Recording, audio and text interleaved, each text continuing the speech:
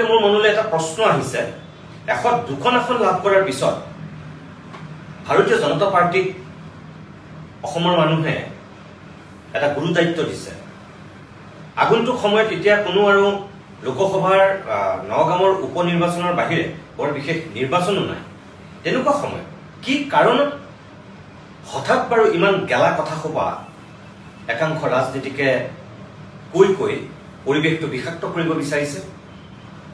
মানৱীয়তাৰ স্বাৰ্থত বদৰুদ্দিন আজমল ডাঙৰীয়ে এই বানাক্ৰান্তৰ কাষত থিয় দিয়াটো কি সঁচাকৈ অপৰাধ হ'ল নেকি?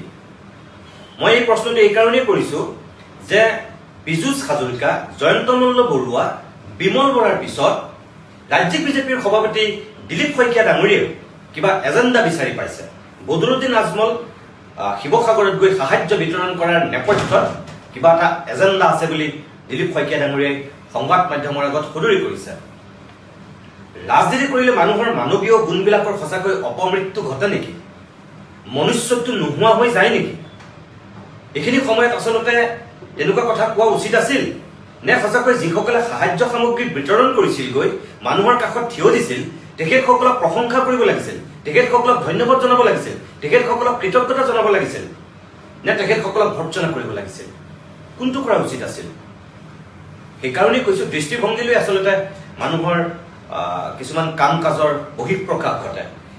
একে মন্ত্ৰী, একে বিধায়ক, একে সাংসদ বিশ্বজিৎ দৈমাৰীয়ে কি বুলি কৈছে? বিশ্বজিৎ দৈমাৰীয়েতো কৈছে যে এইখিনি সময়ত তেনেকুৱা কথা কোৱাটো উচিত নহয় বা তেনেকে ভবাটো ভাল কথা নহয়। তেখেতে সামগ্ৰী বিতৰণ কৰিছে, সাহায্য দিছে, ভাল কথা, ভৰি চুব পাৰে। আজি পবিত্ৰ মাৰ্ঘেৰিটাই কি বুলি কৈছে? এইখিনি সময়ত কোনো তেনেকুৱা ৰাজনৈতিক কথা বতৰা কোৱাও উচিত নহয় বুলি কৈছে। অৰ্থাৎ তেনেকুৱা ধৰণৰ বিতৰ্কিত মন্তব্য কৰাৰ পৰা পবিত্ৰ মাৰ্ঘেৰিটা দূৰত আছে। যিজন মুখ্যমন্ত্ৰী হিমন্ত বিশ্ব শৰ্মাই তেনেকুৱা সদায় সুযোগ লৈ পেলাই তেনেধৰণৰ কথা বতৰা পূৰ্বতে কৈ আহিছিল, সেই হিমন্ত বিশ্ব শৰ্মাইও আনকি এই সময়ত তেনেধৰণৰ কথা বতৰা কোৱাৰ পৰা বিৰত আছে। কিন্তু তেওঁৰ লগত থকা একাংশ মন্ত্ৰীৰ কথা বতৰা কোন পৰ্যায়ত আপুনি চাওকচোন। এটা কথা মনত ৰাখিব, বদৰুদ্দিন আজমলে কেতিয়াও উজনি অসমত ৰাজনীতি কৰিবলৈ নাযায়। দিলীপ শইকীয়াহঁতে যেনেকৈ ভাবিছে, মই এইটো গেৰাণ্টি দি ক'ব পাৰো যে কি যুক্তিত বদৰুদ্দিন আজমলে শিৱসাগৰত গৈ নিৰ্বাচন খেলিব? কওক, কোনে ভোট দিব বদৰুদ্দিন আজমলহঁতক উজনি অসমত? কেতিয়াও নাযায়। 2 নম্বৰ কথা, বদৰুদ্দিন আজমলে সম্পত্তিৰ পাহাৰ বহিবৰ কাৰণে ৰাজনীতিলৈ অহা নাছিল। ৰাজনীতিলৈ অহাৰ পূৰ্বেই তেওঁ ব্যৱসায়িক সাম্ৰাজ্য গঢ়ি লৈছিল, তাৰপিছত তেওঁ ৰাজনীতিলৈ আহিছে। কিন্তু এতিয়া একাংশ মন্ত্ৰী বিধায়ক খুব কম সময়ৰ ভিতৰতে কেনেকৈ ব্যৱসায়িক সাম্ৰাজ্য গঢ়ি নতুন সম্ৰাট হোৱাৰ চেষ্টা কৰিছে সেয়াটো আমি দেখিছো। পুত্ৰ, কন্যা, পত্নীৰ নামত ইমান কম সময়ত ৰাজনীতিলৈ আহি কেনেকৈ ব্যৱসায়িক সাম্ৰাজ্য গঢ়িছে আমিতো দেখিছো। আজমলেতো সেয়া কৰা নাই।